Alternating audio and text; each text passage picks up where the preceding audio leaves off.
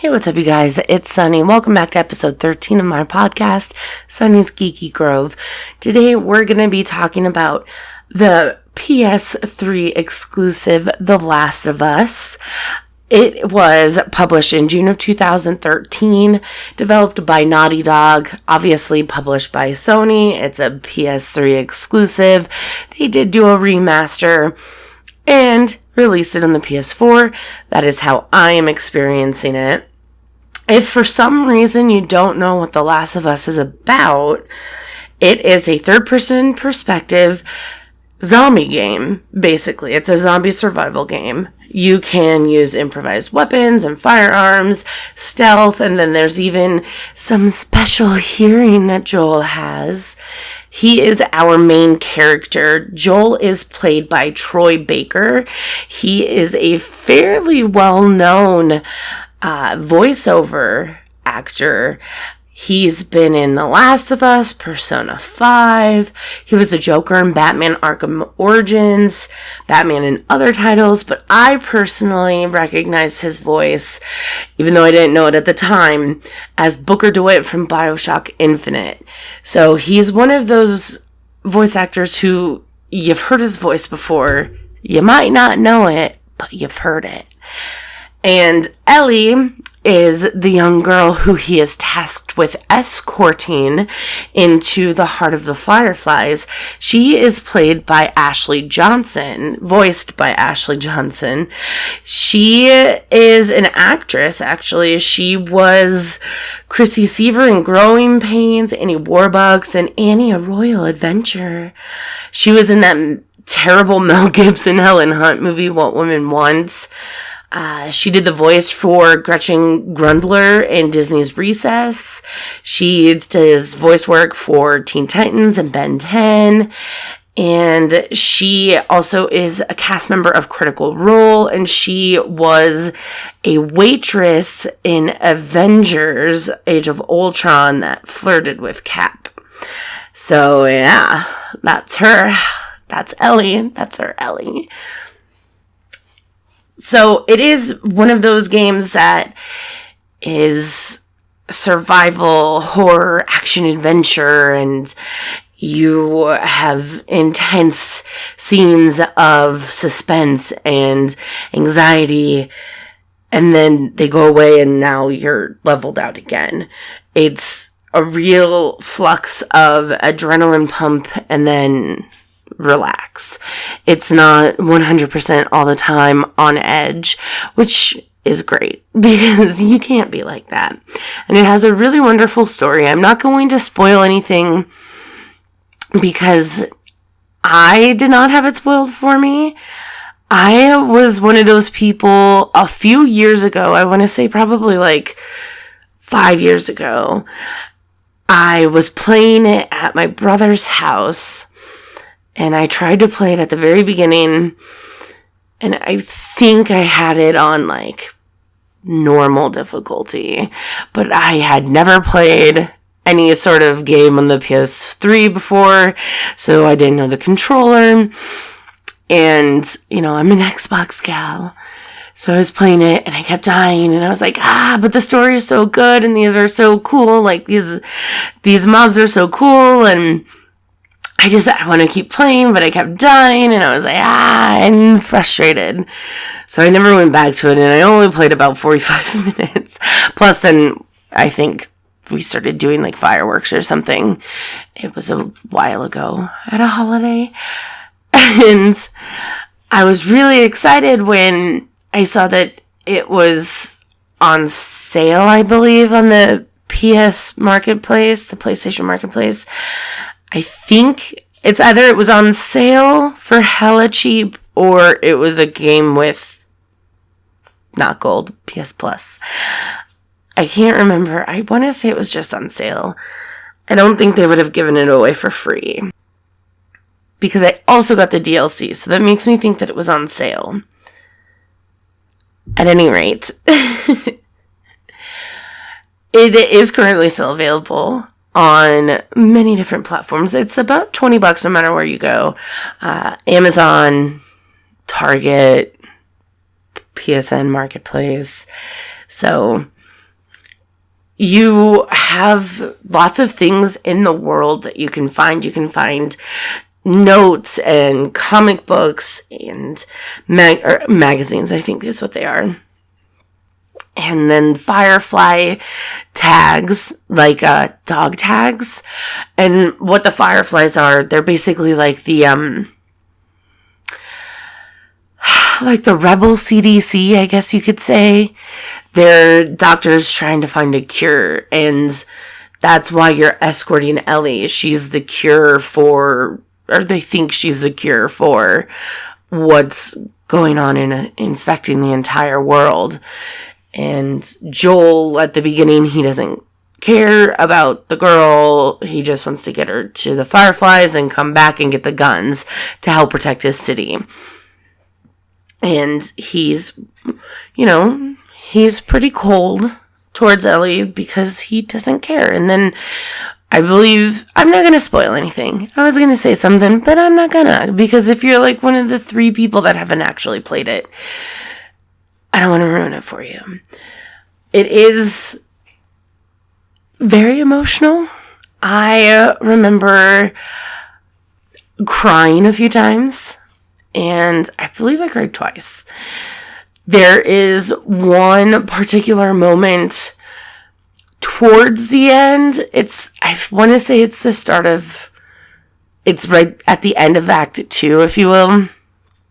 And they've been separated, and Joel is very distraught and upset, and he is going to do and say whatever it takes to get Ellie back and to find her.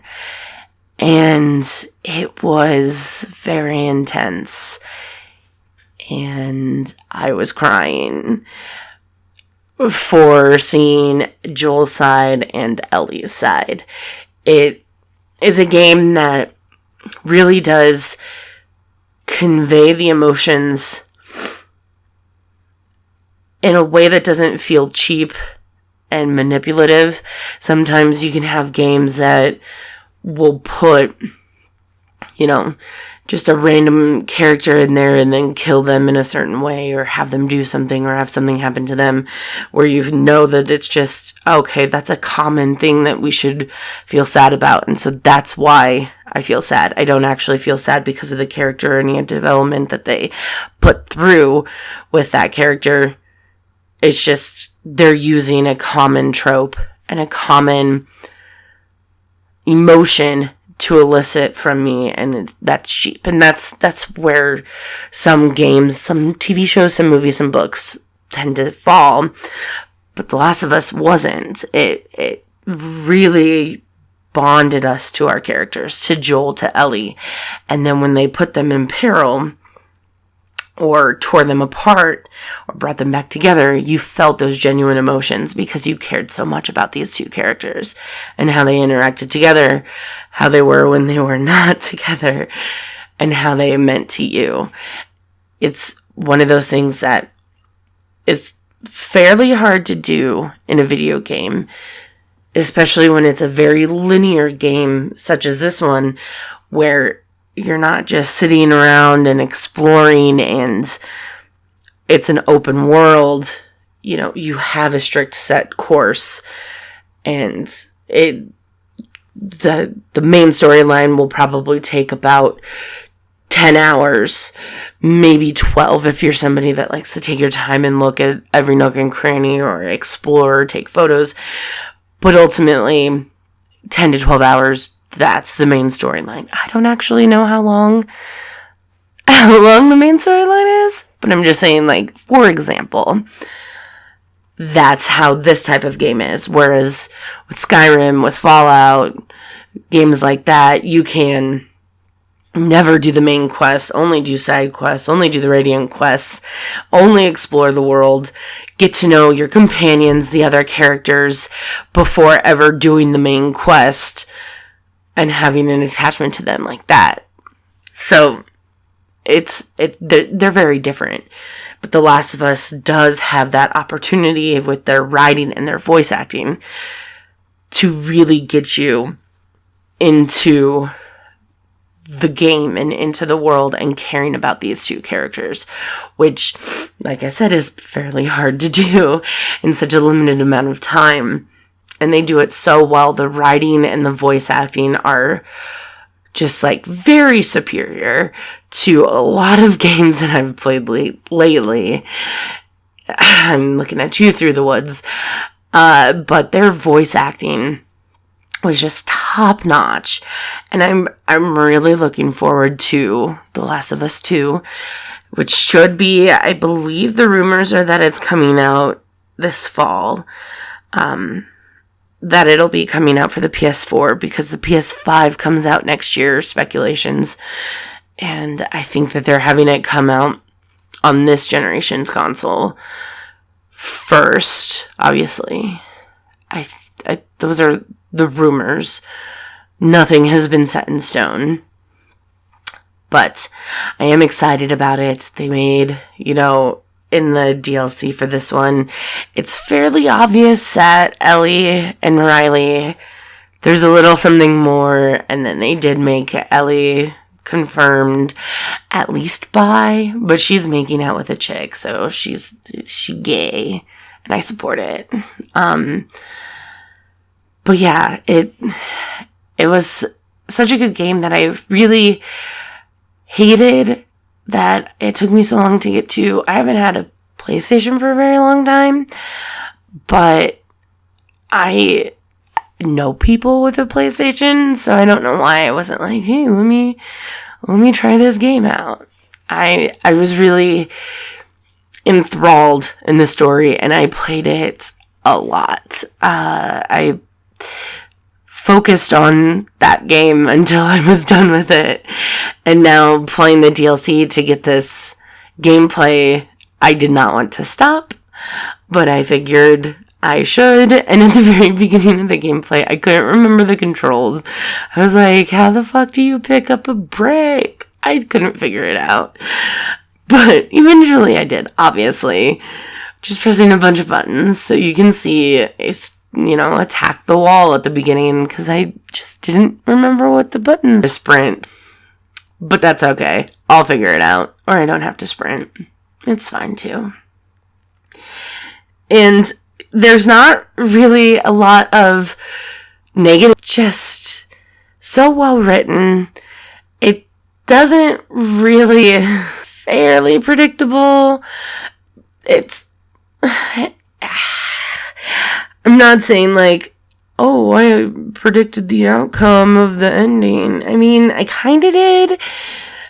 Because, come on. But at the same time, it's fun. It's not necessarily groundbreaking and earth-shattering and oh my god, so many new things brought to the zombie genre. No, it's not like that. But it's also not cookie cutter A to B to C to D, and then, oh, wow, we have an ending that we've seen 18 billion times before.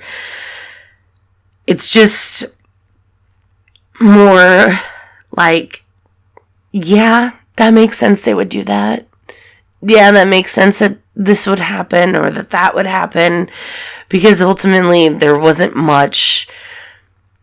There's not really much that you can do with the zombie genre that's new and different. Trust me, I've tried. They're zombies. And while they have really cool special infected, they're still at the end of the day zombies. And it's a zombie game. It's a zombie horror survival game. Yes, they're infected, but whatever. You get bit, you turn. There are spores. That's kind of cool.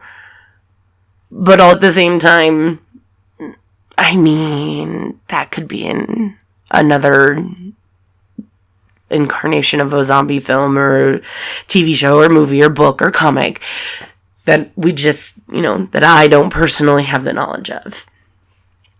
And it does have, those central characters that have that stereotypical, oh, I'm just transporting her. She's just cargo. She's just a means to an end to get my weapons. oh, I'm a little brat because I am the chosen one and I'm, gonna be the savior and I am just gonna do whatever I want. And then they end up, becoming father and daughter. It's pretty typical, but it's also so good. It's so well done. Oh my gosh. Yeah, I mean, if you haven't played it, go out, go buy a PS4, go buy the game. You can get a PS4 for $299. A PS4 Pro, one dual shock controller, and then The Last of Us is $20 basically everywhere. I believe it's also $20 on the PSN Marketplace, including the DLC. So that would be the better place to buy it because Amazon and Target do not sell it with the DLC included. Or am I mistaken? Yep, I'm mistaken. Yeah, because a remastered comes with all of it. Oh my gosh. Wow. Okay. So, $20. $20 for the game and the DLC. I strongly recommend it. It's a great game. I love it. I love it a lot. It's one of those games where you think about it all the time and then you stop playing it and you stop thinking about it. And then all of a sudden it just hits you like, oh yeah, The Last of Us was a great game. Wow, I should play that again. And then you think about it all the time. It's kind of like Horizon Zero Dawn with me. I'll think about it nonstop, and then I'll forget about it. Like a different game will come out, or I'll get caught up in a new game, or real life happens, and I forget about it, and then randomly I'll just remember it, and I'm like, oh yeah, that game exists, and it's so much fun. It's even my lock screen. I have Aloy with her fist in the air in front of a mountain at dusk, and that's my lock screen picture. I love you, Aloy. But that's where I'm actually going to end it here today. I do hope you enjoyed this, and I hope you like that I didn't say to like and subscribe at the beginning, because I'm going to say it now. I hope you liked this video. If you did, show me some love by hitting that like button. Thumbs up. It helps me out a lot. If you want to hear or see more videos like this, hit that subscribe button. If you want to be notified with a push bell notification, or you think they even email you, ring that bell, and YouTube will let you know when I post. But I will tell you right now when I post every Tuesday at 4 p.m. Eastern Standard Time. And I post a new Frightening Friday creepypasta narration every Friday at 4 p.m. Eastern Standard Time. My name's been Sunny. You've been amazing. I've been Sunny. You've been amazing. Thank you for listening to my podcast, and I hope you have a wonderful day.